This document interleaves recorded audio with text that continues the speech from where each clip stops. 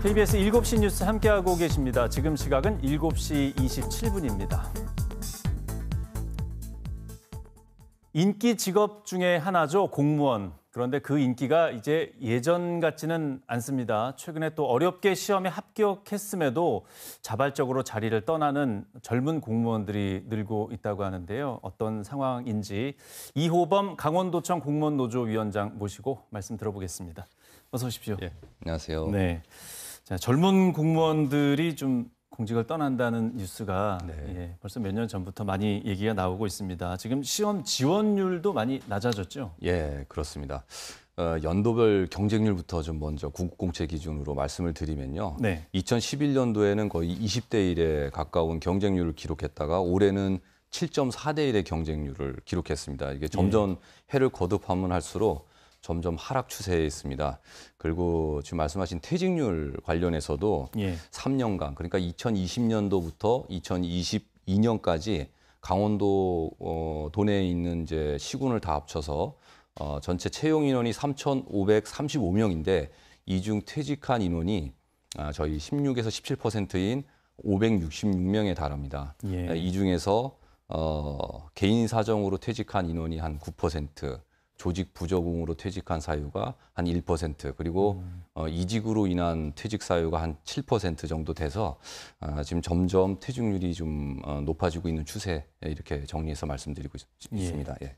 그 응시율이 과거에는 또 지나치게 높았습니다. 과열에 대한 문제점이 있다고도 지적이 많이 됐었는데 지금은 좀 뭐 그 반대까지는 아니지만 좀 눈에 띄게 낮아지고 있는데요. 이렇게 공무원 시험을 덜 보는 이유는 어떻게 분석을 하고 계십니까? 일단 처음 기대와 다르게 처우에 대한 실망감이 굉장히 큰 이유로 손꼽을 수 있겠습니다.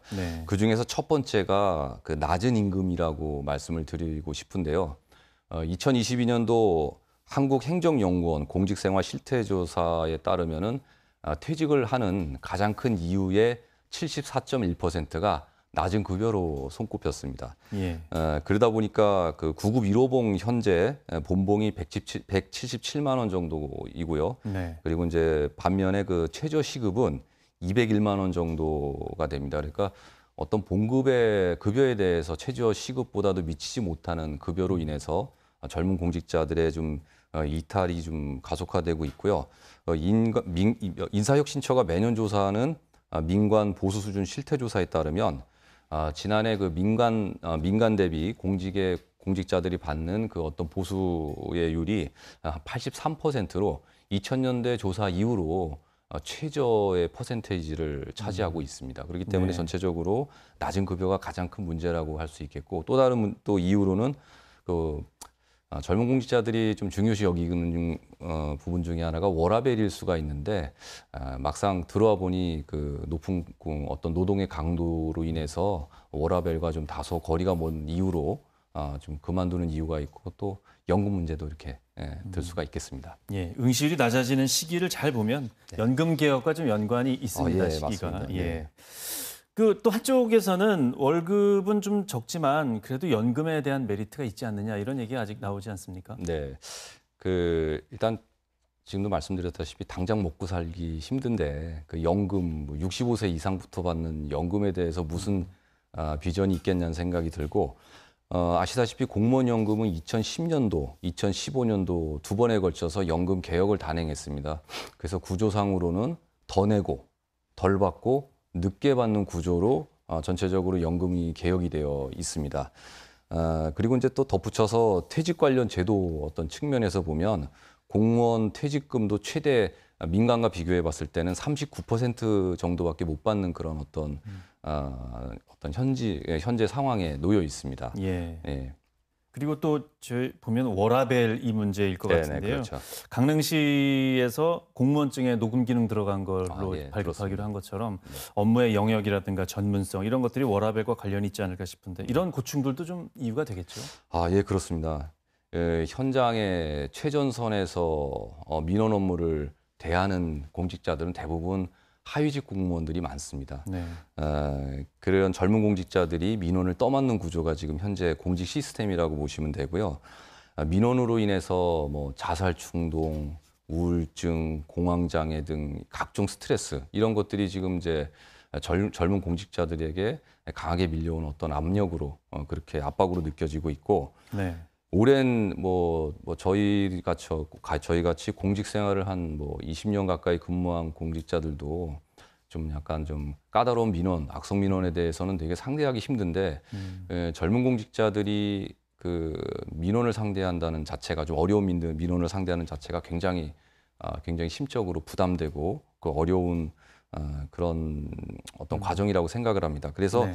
좀 저희가 좀 그 민원분들한테 좀 바라는 게 있다 그러면 좀 민원분들은 공직자도 도민이면서 가족의 일환이라고 생각을 하신다 그러면 그렇게 좀 너무 이렇게 매몰차게 하거나 또 어떤 법의 선을 넘어가는 그런 어떤 압박을 주는 그런 표현을 좀 덜 했으면 하는 바람이 있고요. 그다음에 이제 공조직은 우리 조직은 강릉시 사례처럼 좀 악성 민원에 대해서 좀 더 적극적으로 대응할 필요도 좀 있다고 생각을 합니다. 그리고 업무 숙련도에 따라서 좀 업무 분장도 좀 조정이 돼서 너무 신규 공직자, 젊은 공직자들 중심으로 해서 좀 어려운 민원을 상대하게끔 하는 것보다는 업무 숙련도가 있는 그런 공직자들이 네네. 업무를 볼 수 있게끔 하는 방법도 하나의 대안이 될 수 있을 거라 생각하고 있습니다. 예. 그리고 그 조직 사회에 세대 간 갈등 얘기가 좀 네. 많이 나오고 있는데 네. 어떻게 보십니까?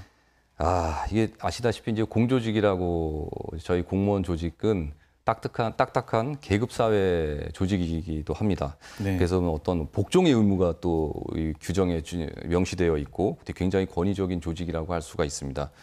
저희 내부의 자유 게시판을 보면은 어떤 회식 문화에 대해서 굉장히 그 젊은 공직자, 후배 공직자들이 굉장히 비판적인 목소리를 내고 있고 그리고 이제 회식 문화 또 내부 직장 상사의 의전 문제, 보이지 않는 그런 갈등들이 좀 존재하고 있습니다.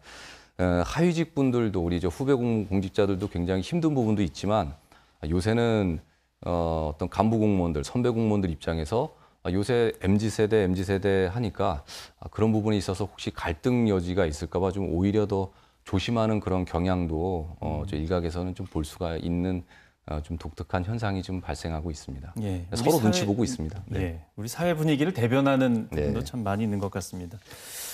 저희가 이 대안이나 대책까지 좀 들어봐야 되는데 시간 관계상 여기서 마치고요. 네. 다음에 이런 부분들에 대해서 얘기를 좀 더 들어보는 시간 준비하도록 하겠습니다. 네, 알겠습니다. 오늘 말씀 감사합니다. 네, 고맙습니다.